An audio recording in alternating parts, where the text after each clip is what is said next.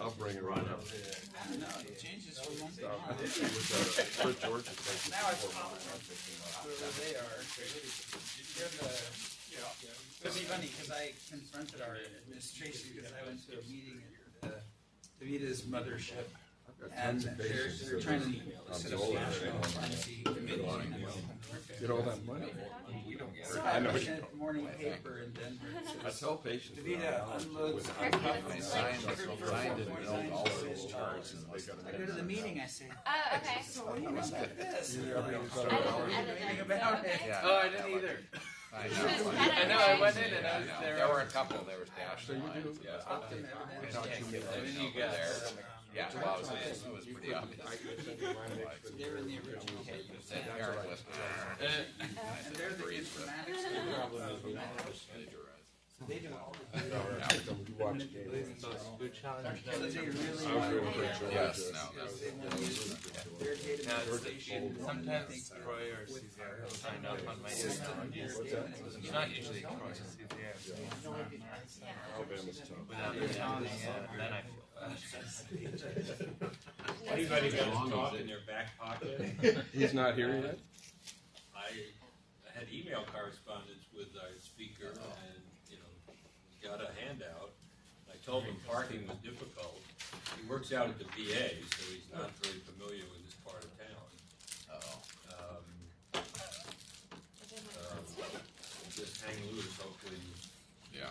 What do you have to stick around 20 minutes for a full professor, 10 minutes for a TA or something like that? Yeah. Know that call? I think it's 1 minute for a TA. I think it was 10 minutes. Assistant professor was 10. Full professor was 20. Anybody have any anecdotes or any updates or? I'm looking for anybody that's gone to Asia. Who has gone? Yeah, Gary travels everywhere. Well, Cambodia? Yeah, no, I'll tell you what, I've been to Java and Sumatra and Indonesia, well, all of Indonesia. So just the island. Yeah, and I went to Thailand, I went to Phuket. So I didn't. You went down to the beach. I didn't go to Bangkok. Yeah. I went to Singapore. Singapore's incredible. Is that right? And Malaysia.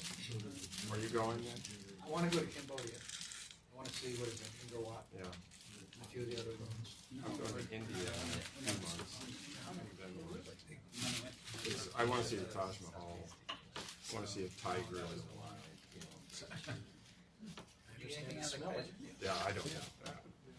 So, Sort of a non-compete So when I come back, I'm going to be the only one that did that. little pots of money. You're going to give a presentation. Yeah, I will. Nice. What I did is summer camp this year. Summer. CRs they give it for all.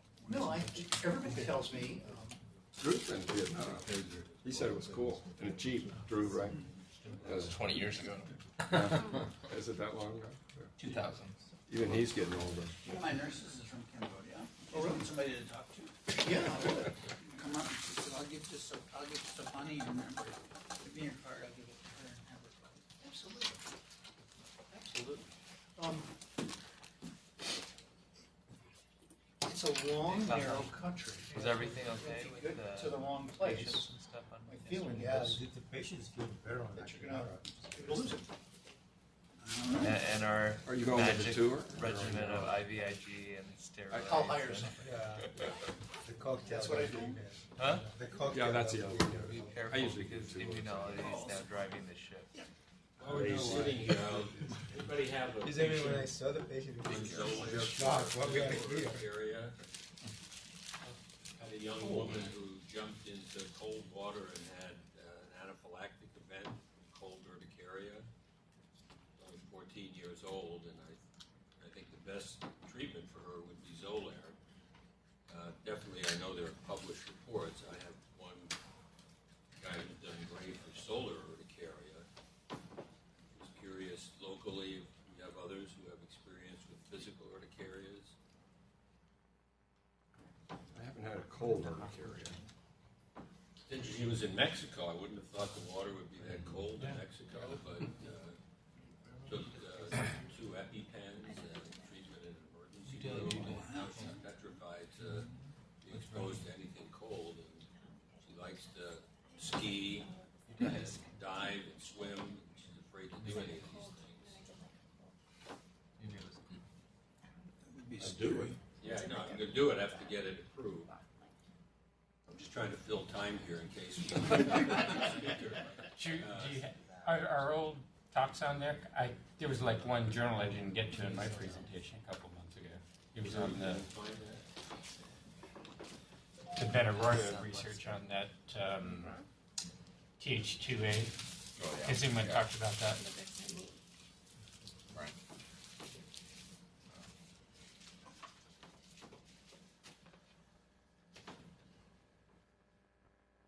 Probably was long. I think Paul was on that one. Someone just says go up there and read. Right. When I was out of town, I listened to Alan Kaplan's talk. Is that the speaker? Is that our speaker? Yeah, I don't know. There's a guy out there. Is that him? Hi there. Are you the speaker this morning? Yes. Sorry. I had trouble with working. I'm sorry. Yeah, it is. It's crazy. I'm glad you're here. That would be bad if we rehash it. We've never stood that low yet. I'll introduce you in just a minute, but I'm sure this remark is going to get me in trouble, but I thought of this and it's too good not to say it.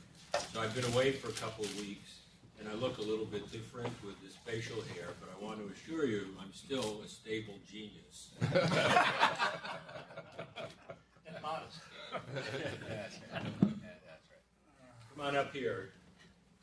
I don't want to pronounce your name and butcher it, so I'll let you introduce yourself. But our speaker today is part of our annual Rheumatology for Allergists, faculty member in rheumatology out at the VA hospital. Correct pronunciation of your last name? Gadzhiev. Good, I'm glad I didn't try that. So, thank you for coming this morning. I apologize for the difficulty parking. No, you don't have to. They just opened the parking garage at 7, so, you know. Is that where you park? Okay. Yeah, because there is no parking. So, my name is Marat Gadzhiev.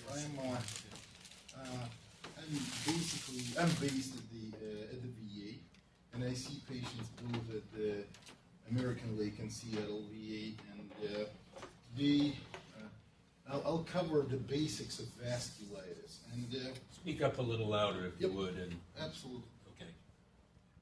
So I have no disclosures to make, and objectives for this are very simple. So to understand the concept of vasculitis and what it entails, just to understand basic groups, basic different groups of vasculitis, essentially I would be basically focused on something that's important in allergy clinic and essentially what physicians can see in their clinic that make them think that the patients have vasculitis, and essentially palpable purpura and how to deal with that, and initial workup for that type of rash, and we'll be just talking about certain forms of immune complex mediated vasculitis. We'll cover that. So basically, what is important for your practice? What is important for allergy fellows? And what is essentially important for somebody who is not dealing with that with the diagnosis and treatment of that, but apparently has to recognize it and take appropriate further steps in the management. So I broadly divide vasculitis in two large groups, essentially. Vasculitis with rash, and you usually see rash, specific vasculitis rash, if there are small to medium-sized vessels involved. And vasculitis essentially without rash, which is a large vessel vasculitis, like giant cell arteritis, also known as Horton's disease in the past, and Takayasu's. And we will not cover those today because technically those are large vessel diseases which do not produce typical rash. So the vasculitis, and we'll talk about the differential, but the vasculitis is, you can broadly, the vasculitis with the rash, with the typical rash, you can broadly divide into two groups. It's immune complex mediated vasculitis, and this is probably the most important, most frequent one, and pauci-immune, so the vasculitis without immune complexes. And just vasculitis with immune complex formation, obviously, there are immune complexes involved. There is a Earthus reaction involved, which is a type 3 sensitivity, and damage to vascular structures causes compromised blood flow to organs with all the consequences. And again, it depends where are the vascular bands which are involved, and symptoms come from there. So, vasculitis with rash, pauci-immune or ANCA vasculitis, I'll mention those, will not go into detail with those, but you have to keep them in mind as a part of the differential. And immune complex mediated vasculitis. And this is the one that we would be just talking about, just using it as a model of vasculitis, how to recognize vasculitis, and just how to do the first steps in the management. So, immune complexes, obviously they are formed and cleared, and they're formed in normal individuals on a constant basis. The idea is just to get them cleared, and the reticular endothelial system usually does a great job with that. And factors which define the fate of immune complexes are those, the antigen load. The more antigen you have, the more is the possibility that these immune complexes will be trapped in the tissues. Antibody response, obviously, to form the immune complex, you have to have an antibody. Solubility of immune complexes, and again, that basically defined by the ratio between the antigen to antibody, and that's very significant because more antigen, less antibody, you would have some immune complexes which will be trapped in the tissues. You know, a good ratio, so like antigen and antibody are the same, usually like the same amount, or there is a match, then basically means that those would be removed by a reticular endothelial system more effectively. And more antibody than antigen, those actually tend to stay in the serum. So essentially you have to have efficient reticular endothelial system, inflow dynamics of blood vessels, previous endothelial damage, those actually get trapped where the flow is bad. So in vasculitis, essentially what happens in immune complexes, if this is immune complex mediated vasculitis, they escape clearance by reticular endothelial system, and essentially they are deposited in blood vessels, causing vasculitis per se. They can go to other tissues like joints, soft tissues, muscles, or kidneys, which results in inflammation. So just talking about our Earthus reaction, which is essentially type 3 sensitivity, historically, how it was done,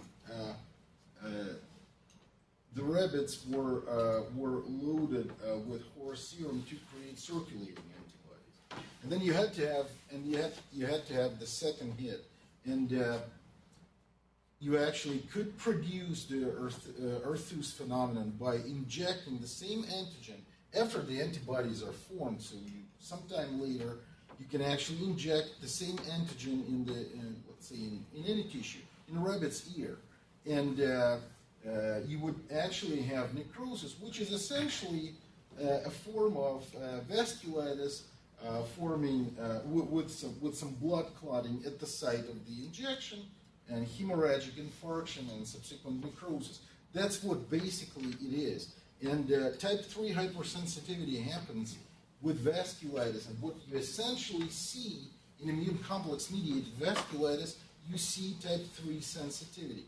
It actually, type 3 sensitivity happens in many diseases, essentially in infectious diseases as well. For example, like typhus. You know, it's type 3 hypersensitivity, and many others. But this is what immune complex vasculitis is. This is at the basis of it. So usually it helps you understand where is the inflammation in skin vasculitis, and there are obviously different sizes of blood vessels, and the deeper you go in the skin, which is you go through dermis and subcutaneous tissue, which is essentially fat, subcutaneous fat, and some muscle. And the deeper you go, the thicker, the wider blood vessels you get, the bigger blood vessels you get. And essentially, the small blood vessels, which actually represent, the damage to which actually represents purpura, they are rather small. They are less than 50 micrometers in diameter, and they are in papillary dermis, which are outpouchings of dermis into the epidermis, essentially, where the blood vessels are, and you also can get medium-sized blood vessels involvement, and this is a little bit deeper in reticular dermis, and those are a little bit bigger. Those are involved too in some forms of vasculitis, and essentially, I'll walk you through this table. You can use the mouse there if you want. Oh, yeah. That's a pointer, I think. Yep. It'll work. Yeah. So, I'll walk you through this table. It seems to be a busy table, but at the same time, it makes sense when you take a good look at that. So, just look at the layers, and I'm just going from the superficial to the deeper layers. And as you can see in epidermis, which could be actually, which you could get by shave biopsy, we don't see any vasculitis just because there are no blood vessels there, essentially. Dermis, which is a more interesting layer for us, which also accessible with shave biopsy, and subcutaneous fat, which is accessible by punch biopsy. Those are areas of interest. And you can look at the vasculitis that I actually placed here as modals, and what you can see, HSP, cutaneous leukocytoclastic vasculitis, which we all hear about and just essentially want to know what it is, and this is essentially the most common vasculitis that you would be able to see, and which cutaneous leukocytoclastic vasculitis is essentially pathologic description of vasculitis of different types, including immunocomplex vasculitis. ANCA vasculitis, which is not immune complex mediated vasculitis, but lays and affects the same layers of skin, the same blood vessels. Cryoglobulinemia, which is basically a model of immune complex mediated vasculitis. And connective tissue disease, rheumatoid vasculitis, which is again immune complex vasculitis. And as you can see, they all affect the same layers, the same blood vessels. And those presentations would be very similar to each other. You would not be able to say by just looking at the skin, we'll see that on the pictures, what is what. And that's why, without the biopsy, without any substantial additional studies, you would not be able to say anything about those because they are all look-alike. And we'll take a look at that later. And here is the polyarteritis nodosa, which is a medium-sized vasculitis by itself, with which you probably very rarely get any type of purpura. And you see why, because the blood vessels which are involved, it only starts to involve blood vessels which are really deep in the skin. So it's hard to see. You can see livido. You can see somewhat bluish blood vessels, but you really don't see anything in the skin which is palpable, like purpura. And obviously, those are all accessible with a biopsy. So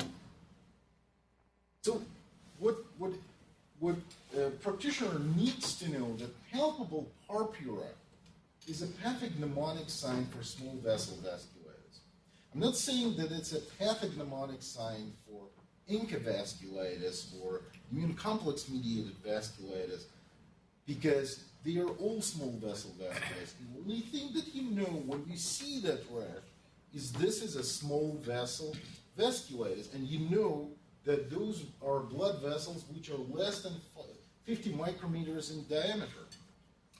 That's as much as you know, and that's very good because you actually know where the inflammation, and you significantly are able to narrow your differential. And it's essentially localized blood extravasation at the site of the inflammation. It's a bruise, and it takes time to heal. No matter what you do, when you treat it, you have to give some time for it to resolve, because bleeding, the soft tissue bleeding, essentially, it takes time for it to resolve. So palpable purpura is the most common finding in immune complex mediated vasculitis. But there are other elements of rash that you should not disregard. Are vesicles, pustules, urticaria, ulcerations, macules, and ecchymosis, and splinter hemorrhages. Some of them are primary elements of rash, some of them are secondary elements of rash, meaning that they are originating from the primary elements of rash. And we'll take a good look at those. So, like fellows, any of the fellows, I would like you to take a good look at this picture, and does anybody want to kind of comment what elements of rash you see here? And or if nobody wants, I'll just walk you through that, because I'll tell you what I see, essentially. So I see papules, right? Those are essentially papules. Hemorrhagic, but those are papules. Okay, so I also see this band, and does anybody know what it is? What's it called, essentially? So this is Koebner's phenomenon. Koebner's phenomenon, we will know that Koebner's phenomenon is very, very frequent in psoriasis. You basically strike the skin, you scratch, you make a linear mark with something, with a nail, essentially, and then you get rash at this site. Koebner's phenomenon is not unique for psoriasis. It actually very well represented in small vessel vasculitis, especially in immune complex mediated vasculitis. What actually this patient liked to do, and I took this picture myself, he liked to have his socks like half on, and this is the mark from the sock that actually stayed there for some hours, actually days. And that's how he likes it at home, to wear his socks. And apparently it pays off. So you have this fine line. You actually have a fine line here too. And you can see that, and it consists of the hemorrhagic papule. So this patient was basically, he was started on treatment. He was started on prednisone. And what you should see in a florid case of vasculitis, skin vasculitis, you have to see that those elements of rash, they're usually on erythematose base. on some sort of erythema surrounding an element of rash, and you don't see that here. And this is a good sign because he's being treated. Also, you could see secondary elements like ulcerations, essentially. Those are ulcerations. If you take a good look like here, you can even see vesicles, which could be just a part of the evolution of any papules of any papule vasculitis. It goes without saying that those are non-blanching lesions because this is essentially a bleed. And you can see macules too, like certain macules. Macules tend to go away with treatment, especially when there is a significant inflammatory component to that. And so you actually see several types of primary lesions and you see secondary lesions. So it's not only palpable purpura. Just look around. You can also see sometimes urticaria. You can also see other elements of rash. But the most predominant lesion, most predominant type of primary element of rash would be papule, non-blanching papule. And would be a papule basically meaning that it's palpable, because papule is different from a macule, is that macule you actually cannot, macula, you cannot palpate, it has no volume. Papule actually is a bump that you can feel with your fingers. Would it be that aggressive or look that way in a non-dependent part of the body? Absolutely. That's a great question. We'll talk about that. You know, where is the rash usually located? It is symmetric, and it's usually in dependent regions. Everything else, any matter tries to follow the laws of gravity, and it goes where it goes really down to earth. And if you see a patient who developed vasculitis in a bedridden patient, it's most likely that they would have the lesions in dependent areas. You just absolutely have to look like under and see what's on the back, you know. Because most of the time you see rash in the peripheral areas, in the distal legs, just because of the gravity, not because vasculitis just likes those areas specifically. Immune complexes go with fluid, and fluid goes down. So, and the most hydrostatic pressure is in the distal lower extremities. That's where the rash is. And look at the dependent regions. So, it's very important to understand whenever you order a biopsy, and I'm essentially putting my talk together in the sense like you see a patient with rash, you start thinking what it could be, what studies you should order, what's important, and in that type of lesion, it is very important to actually to proceed with biopsy, with skin biopsy. No matter how obvious that the rash is palpable purpura that involves small vessels in the dermis, and you know that this is palpable purpura, it's really good to have the biopsy because it will provide you with some diagnostic possibilities, and you would be able to see that what type of vasculitis it could be. And light microscopy is basically same for any vasculitis. You absolutely will see disruption of blood vessel wall architecture with inflammatory infiltrates. You would see leukocytoclastic vasculitis, which is essentially degranulation of neutrophils and what's called nuclear dust around degranulated neutrophils. You would see endothelial swelling and proliferation and extravasations of erythrocytes. The last one is not actually necessary for the diagnosis of vasculitis, but the first three are important for the diagnosis. The other thing is that you absolutely have to ask dermatology if they do the biopsy, when they do the biopsy. You have to ask to actually do 2 biopsies and provide pathology with a sample for direct immunofluorescence. And that's important for essentially for the diagnosis.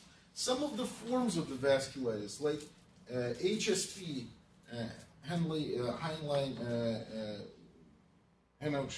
Schleimline purpura, HSP, you really, in an adult, it's really hard to diagnose it without direct immunofluorescence because it's an IgA disease, and you have to see predominantly IgA pattern of direct immunofluorescence, which could be quite striking in IgA-mediated diseases like HSP. You actually send frozen sections for fluorescent labeled anti-human IgG, IgM, IgA, and C3. So just to be incubated with that. So what could include differential diagnosis of immune complex mediated small vessel vasculitis? So it could be any immune complex mediated small vessel vasculitis, and we'll talk about those. It could be small vessel vasculitis, which is not mediated through immune complexes, right? And it could be vasculitis mimickers that involve small blood vessels. So let's kind of see the differential of immune complex mediated vasculitis.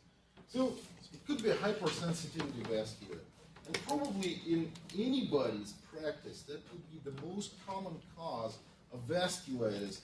Really reversible, really dependent on the initiating agent, and probably the best form to have. The best would be not to have it at all.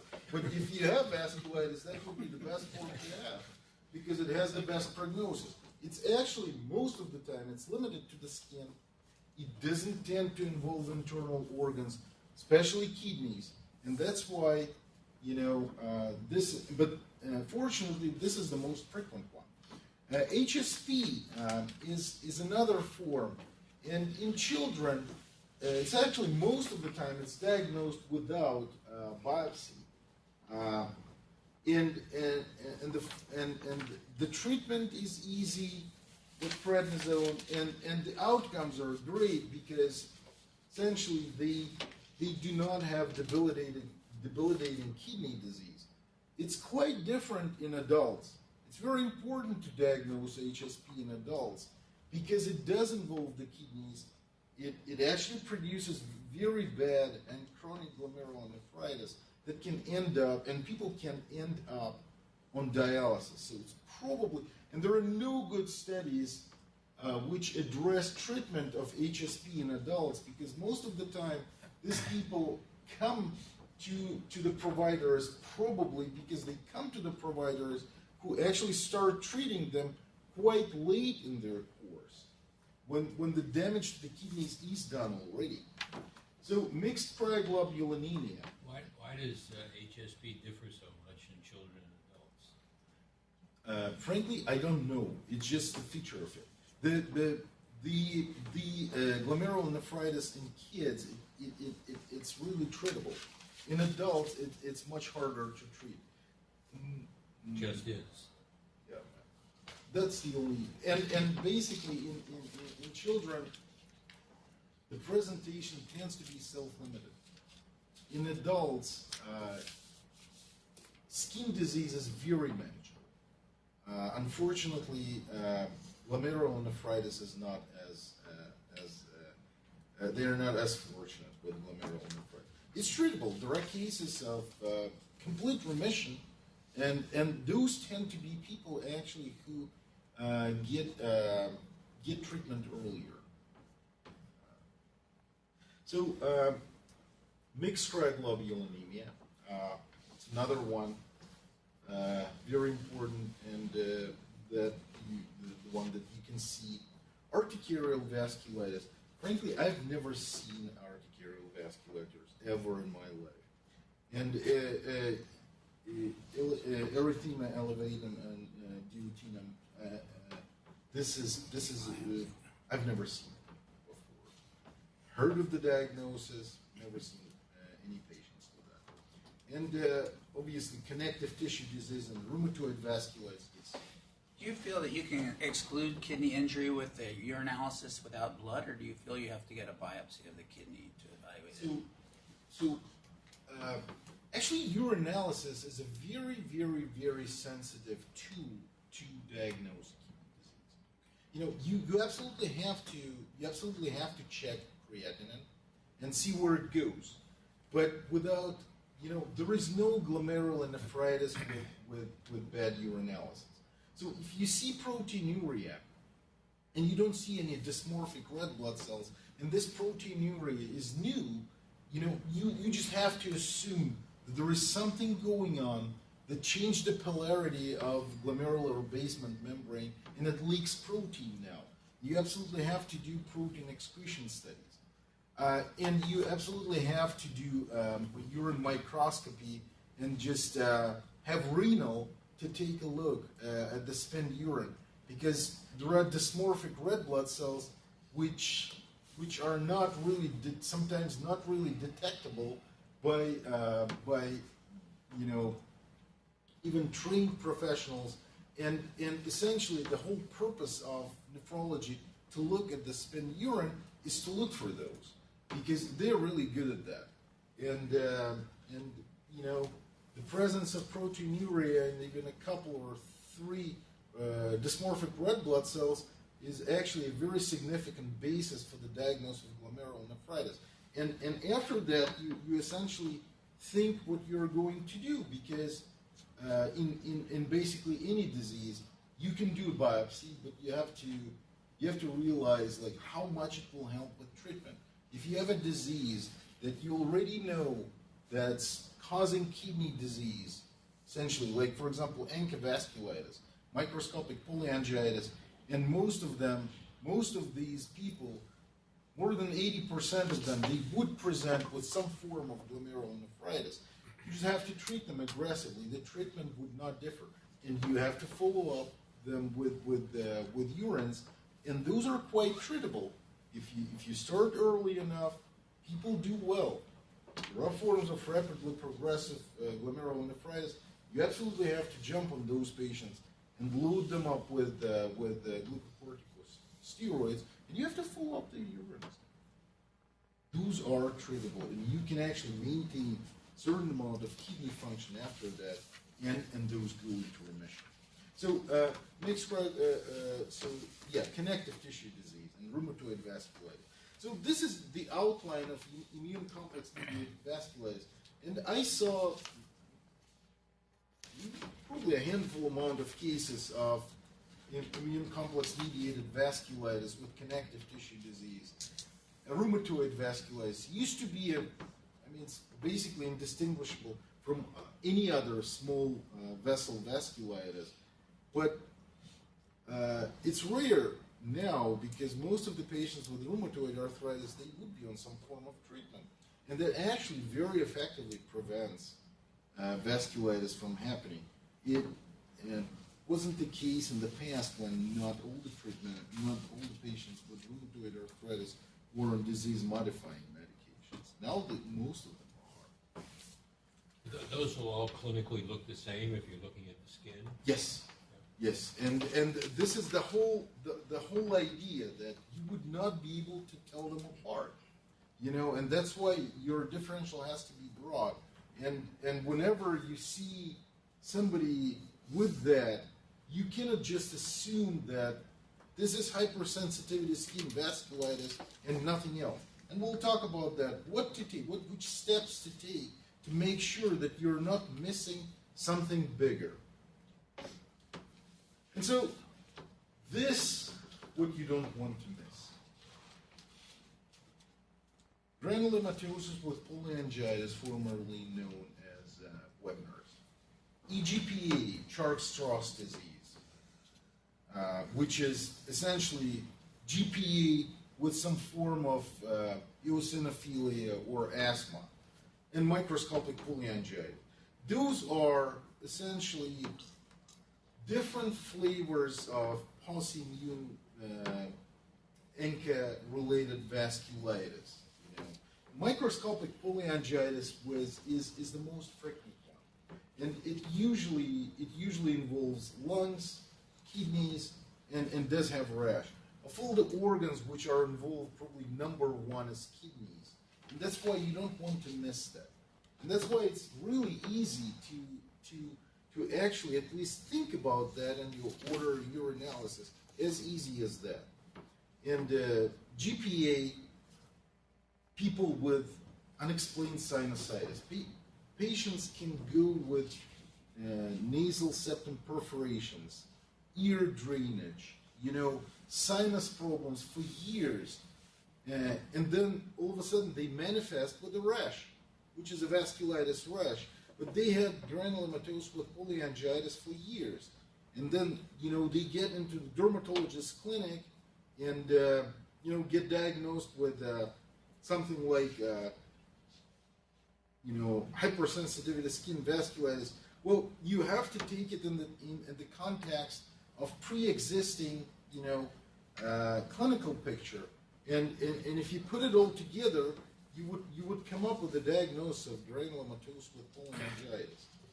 So just do urinalysis. Look into the nose. Look in the ears. If you see some changes there, if you see some perforations, if you see drainage, think about Wegener's. And order all the studies that needed, which are very basic ones. You will order ANCA test, MPO PR3, which usually is a part of ANCA panel, but at least you would basically put them in a good initial workup and refer the patients to rheumatology. We would be happy to see them. Same goes with EGPA and microscopic polyangiitis. So those are not to be missed. And then you actually have something that, not immune complex, but those are mimickers of vasculitis. And those actually look different. Can they have palpable purpura? Yes, sometimes when they actually involve those vascular beds, but those would be a little bit different. And but sometimes they can present with that, rarely so, like Behçet's disease, malignancy-associated vasculitis. Certain types of infection, like inflammatory bowel disease-associated vasculitis. I actually wanted to say, like, pigmented purpura. So pigmented purpura is a very well known entity. It's quite frequent in the dermatology world. You actually see a lot of people, and probably in your practice, when you look at the person who is taking aspirin, you look at their legs and you can see fine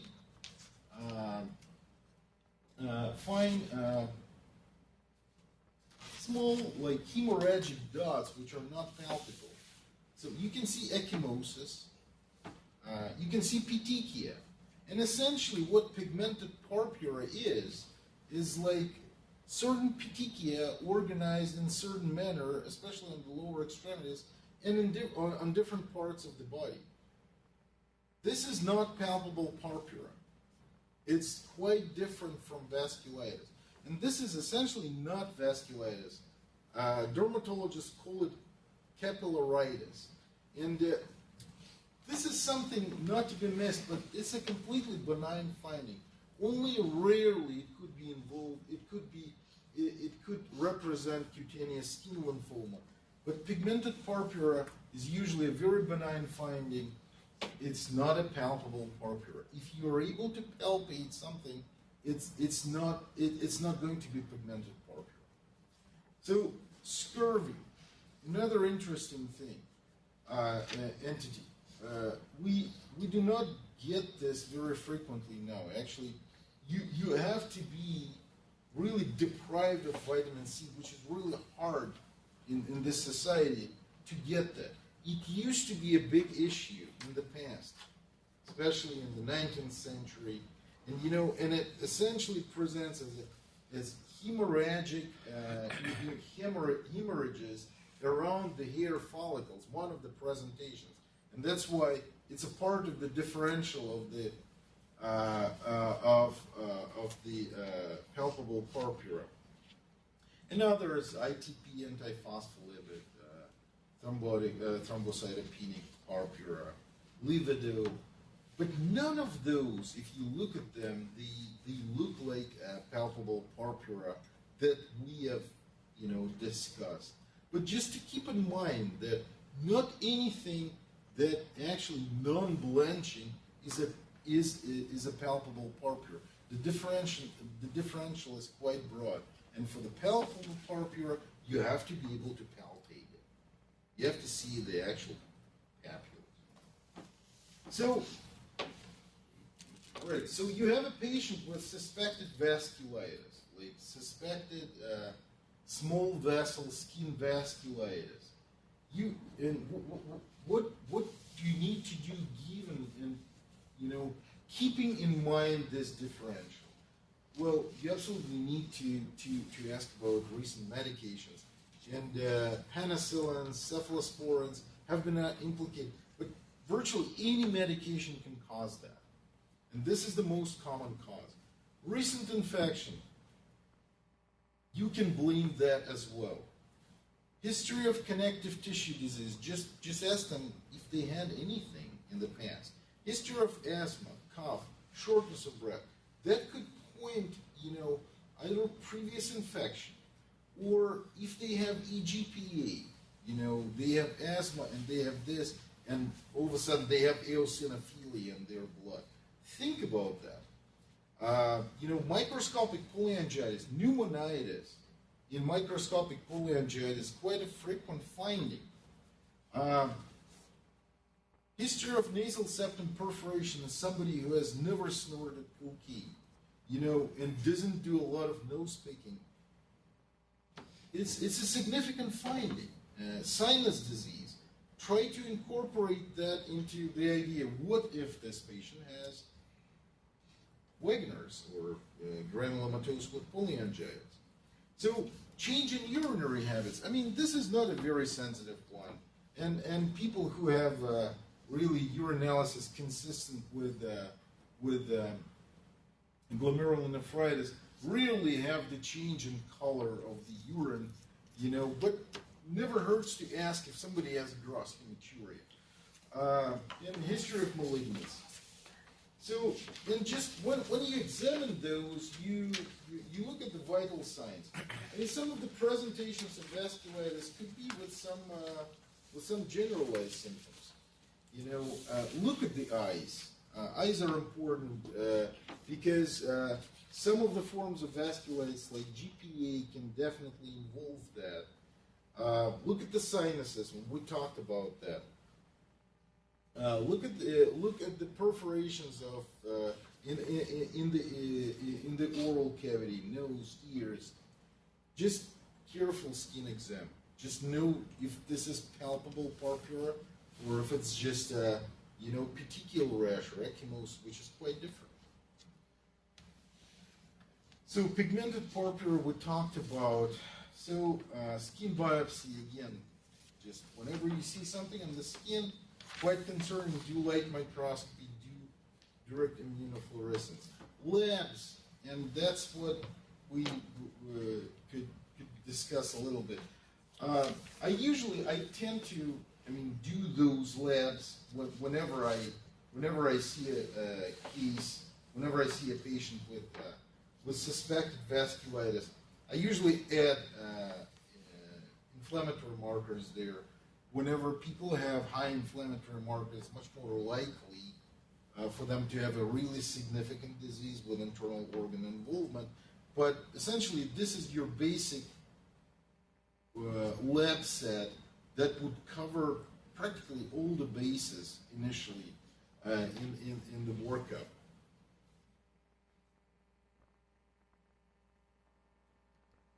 So let's talk a little bit about hypersensitivity vasculitis. So it follows medication exposures like 7-14 days and infections. So it starts after 7 to 14 days of medication exposure, maybe later as well. It spares internal organs. That's what's important. And it's essentially your classic leukocytoclastic vasculitis. In the American College of Rheumatology, they have their own they have their own criteria, which are not very sensitive, but could be helpful. Actually, you have to remove the offending agent, and it just starts improving. If the resolution of the elements is slow, you can actually try glucocorticosteroids at low doses. That would be enough, and the prognosis is really good. So HSP, this is the one where the direct immunofluorescence for the biopsy is very important.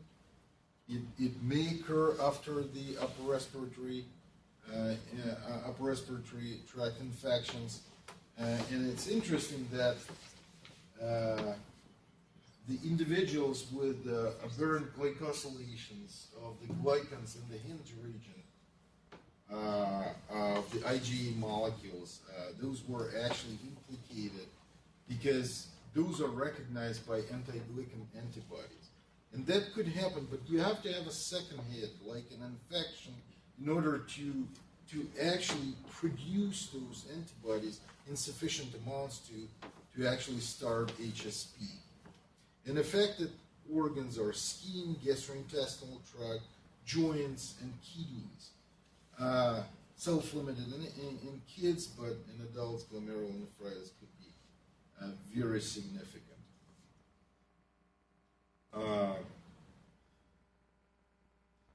So, cryoglobulinemia, it's another one. It seems to be a busy table, but I'll walk you through that and it will make sense.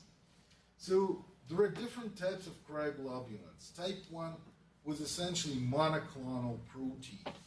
And this is a condition that does not have classical palpable purpura. This is essentially a hyperviscosity syndrome. Embolisms, dead toes, you would have, but you would not have your classical palpable purpura. Type 2 and 3, which are very much alike, that's where you can see palpable purpura. And what's interesting, just because those are immune complex disease, you will see low complements here. And that's one of the reasons why you order complements to see if this is an immune complex disease that actually involves complement activation. And the clonality is a little bit different, but for type 2, it's polyclonal IgG and monoclonal IgM, which is essentially monoclonal IgM to IgGs is essentially what? It's rheumatoid factor. Rheumatoid factor is essentially a tool to remove excessive antibodies from the system. And that's why many people actually develop rheumatoid factors, elevated levels of rheumatoid factor just because, after the infection, and then it's transient, and then it goes away. Here, in constant type 2 or type 3 cryoglobulinemia, rheumatoid factor could be just very high and very permanent. And there are certain infections and rheumatic diseases which are associated with both types. And it is essentially palpable purpura. And that's, you saw in the picture there, you would have the same here.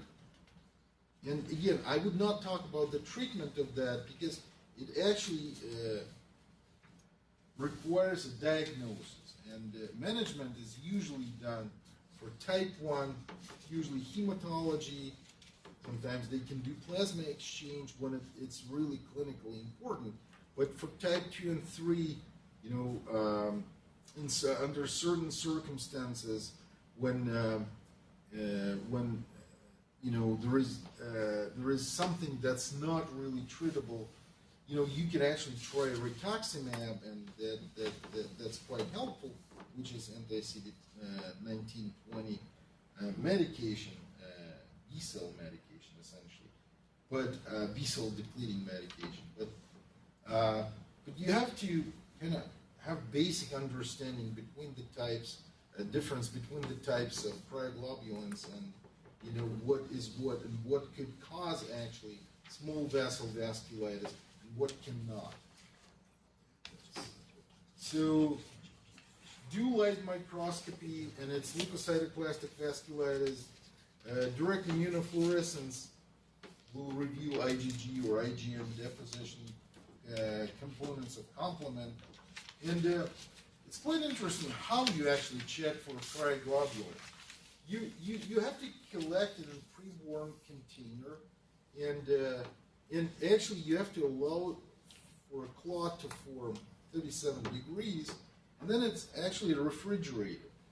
And then what actually is done, cryoglobulins, they precipitate this in this clot, and what's being analyzed is the percent of actually cryoglobulins, and cryocrypt is reported this way. So this is another patient with any type of small vessel skin vasculitis. This is cryoglobulinemia type 2 patient. But what you can see here is quite significant. First of all, you see the same elements of rash, okay? But here is a sock, right? And this sock, the patient actually put on like 20 to 30 minutes ago, and then it was removed. And it's interesting. You can actually see a really good indentation line here, and this gives you an idea. This is a patient who stays in the bed and shouldn't have that much of edema in the leg, right? But he actually does, because any type of small vessel vasculitis, absolutely any, will give you some swelling. The soft tissues are swollen because it's a really leaky condition of the leaky blood vessels and the loose fluid which goes into the tissues. And this is another feature of that you could see. And here you could see papules, you could see, even forming blister that will end up with an ulceration eventually. So urticarial vasculitis. So obviously vasculitis with with hives, and could be normal complementemic, could be hypocomplementemic, and could be hypocomplementemic urticarial vasculitis syndrome. In normal complementemic urticarial vasculitis, usually self-limited, and you have a patient with urticaria which do not go away, and maybe for days. And in that case, you biopsy and you see leukocytoclastic vasculitis. The other entity, which is very well known, is interface dermatitis. So what is interface dermatitis? Is actually inflammatory cell infiltrate at dermal-epidermal junction, which is quite significant finding for lupus and for this entity. And actually, you can see deposits of antibodies in band pattern along the dermo-epidermal junction, and this disease shares it with lupus skin disease as well. And you can see certain amount of erythrocyte extravasation. Hypocomplementemic urticarial vasculitis is a chronic disorder. It does have some overlapping features with SLE, low complements, autoantibodies, and interface dermatitis. And in syndrome, you actually have organs involved.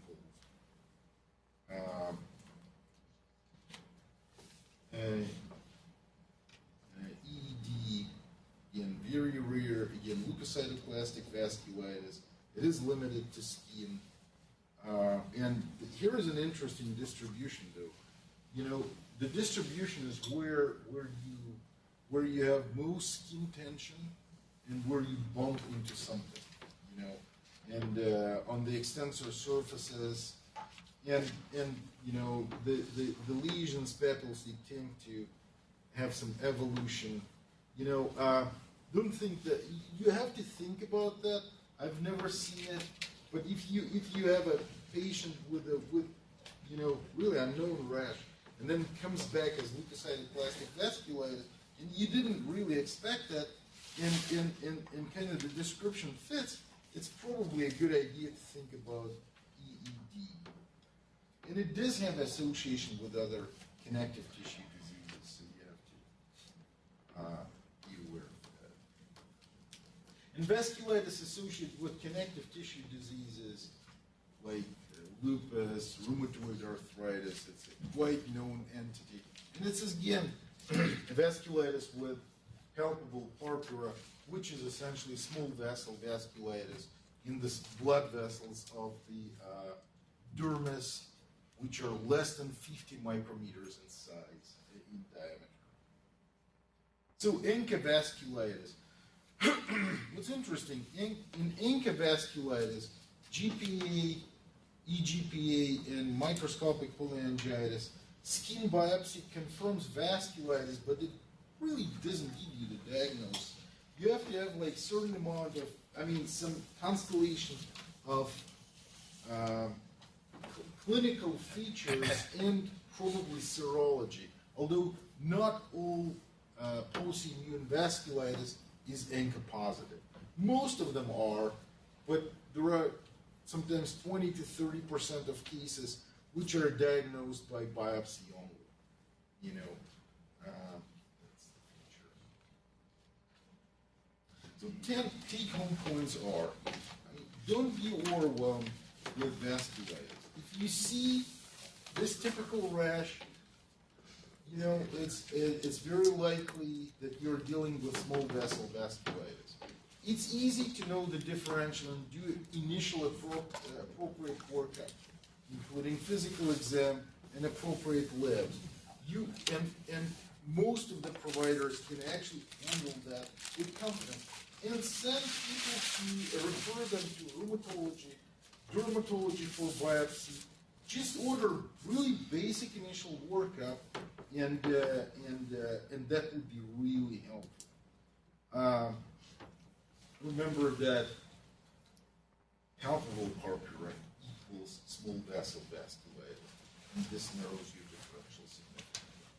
Clinical picture can be limited to skin, but could involve multiple organs, and that's what important. No initial workup and value of skin biopsy. And so remember the elements of rash. This is another case of small vessel vasculitis, and you could see papules, you could see pustules, you could see vesicles, so pretty much, you know, different lesions and non-blanching papules. Basically, do you have any questions? Thank you very much. Yeah, thank you. Any questions? Yeah. You mentioned that you check C3 and C4. Is there a reason to check both C3 and C4, or is just C4 enough? Sometimes you actually get low C3s and normal C4s. Sometimes people have a condition when they have low C4s, and that's their feature. They just do not produce enough, you know, and that's why it's you know, important to actually check C3, C4. You can even check CH50. You know, and see if those are low. If those are consistently low, it's much more likely that you're dealing with immune complex disease. Actually, since these are immune complex, we should have them start at C1. Why don't you check C1? I'm not really good at that. So I just, you know, generally we don't order that routinely. Yeah, I know you don't. I don't know why. We don't. Because probably because it's in the very beginning of the complement cascade. Well, you could argue then the would be the first thing that would be. Yeah, absolutely, that makes sense. I think you have much more C1 than you do C4, so I think it's easier to see a reduction. You have a wider, a greater amount of C1. You could catabolize it and still be in the normal range. I'm just guessing. I don't know. Well, thank you for coming. Thank you for putting up with parking. That was instructive. We have a word for